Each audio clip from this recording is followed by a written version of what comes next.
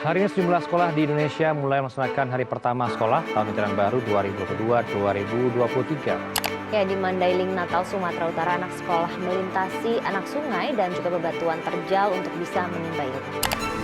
Problemnya adalah pendidikan tatap muka yang hari diselenggarakan belum bisa secara full kita selenggarakan karena masih pada ancaman pandemi. Jadi bagaimana persiapan menyambut kurikulum baru? Apakah perubahan kurikulum ini serta-merta akan membawa perubahan di dunia pendidikan?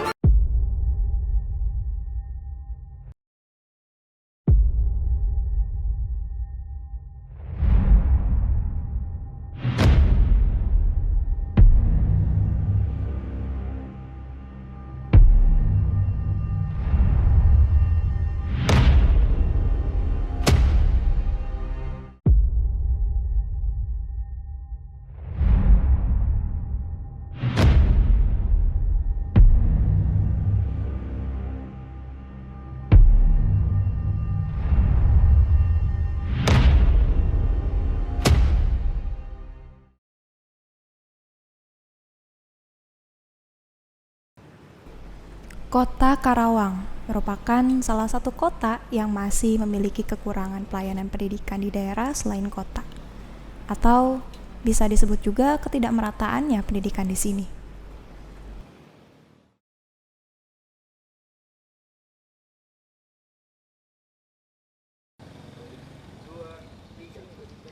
Halo, nama gua Taufik Fatur Rahman, siswa Universitas Singapura Bangsa Karawang. Menurut saya sih setuju aja, lantaran kita juga kan terus berkembang ya digital itu.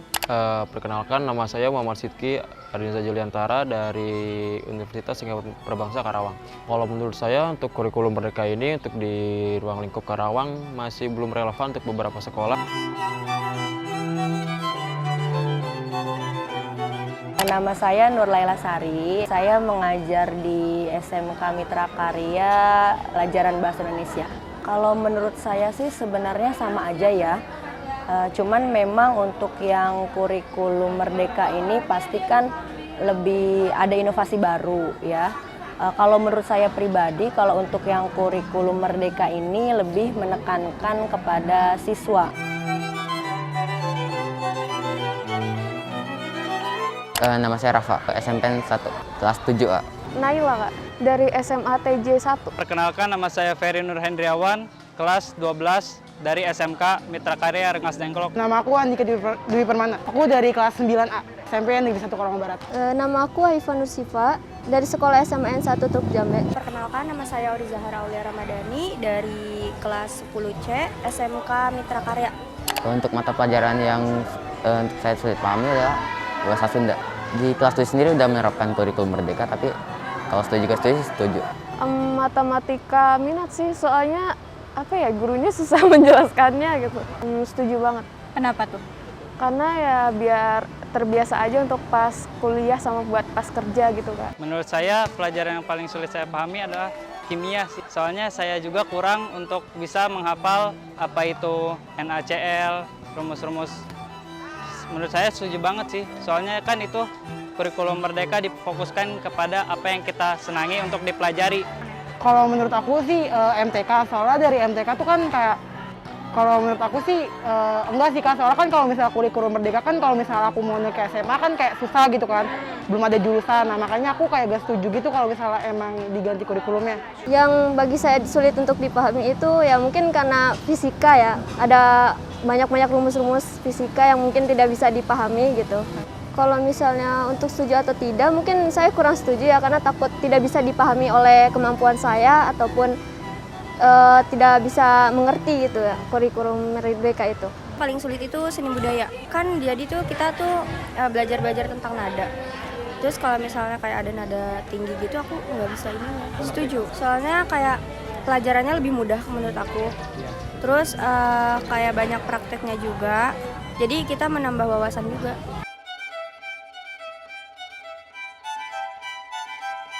Saya dengan Pak Ahnar Hidayat. Saya sebagai koordinator pengawas SMP. Maka dengan kurikulum Merdeka ini katakanlah dipompa untuk mencapai suatu tujuan tercapai baik di satuan pendidikan baik di kota maupun di desa. Jadi suatu kurikulum yang berlaku untuk di seluruh Indonesia, khususnya di Karawang. Hanya keunggulan kurikulum Merdeka ini sistem digitalisasi. Nah, digitalisasi ini ada positif, ada negatif. Kalau positifnya akan tercapai sesuatu tujuan itu dengan mudah dicapainya. Tetapi negatifnya itu karena dunia aplikasi internetnya. Nah, dunia internetnya, servernya gitu ya, komputernya di desa-desa itu masih kurang. Yang pertama adalah sosialisasi kurikulum Merdeka.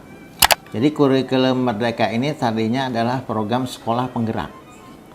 Program sekolah penggerak ini diuji coba untuk 2.500 sekolah seluruh Indonesia. Nah, dengan adanya PSP ini, supaya kurikulum ini diberi contoh, diberi petunjuk, ya, diberi pedoman, dan sebagai pioner yang sekolah penggerak itu, nanti setelah berhasil tercapainya kurikulum penggerak ini, sekolah khususnya sekolah penggerak ini nanti akan menularkan lagi, akan mendiseminasikan lagi kepada sekolah yang belum penggerak.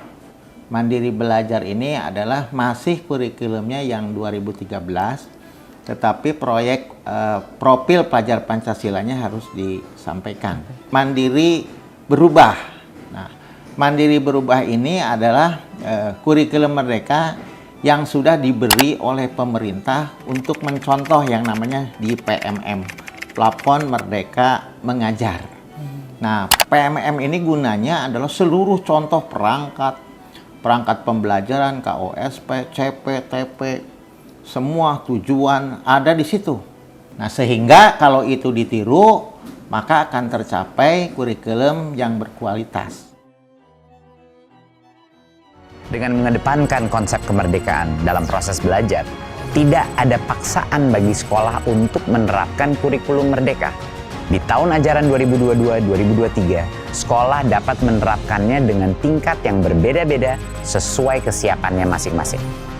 Oleh karena itu, saya minta agar pemerintah daerah dan dinas pendidikan tidak memaksakan tingkat penerapan kurikulum merdeka.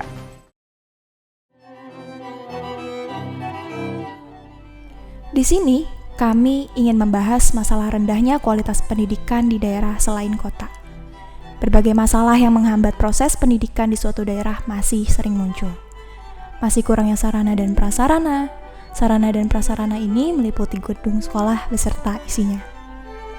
Sekolah adalah rumah bagi para siswa. Tapi bagaimana jadinya jika rumah tanpa dapur? Sama halnya pendidikan. Bagaimana jadinya pendidikan tanpa kejelasan? Itulah kesimpulan yang didapat dari hasil wawancara sebelumnya.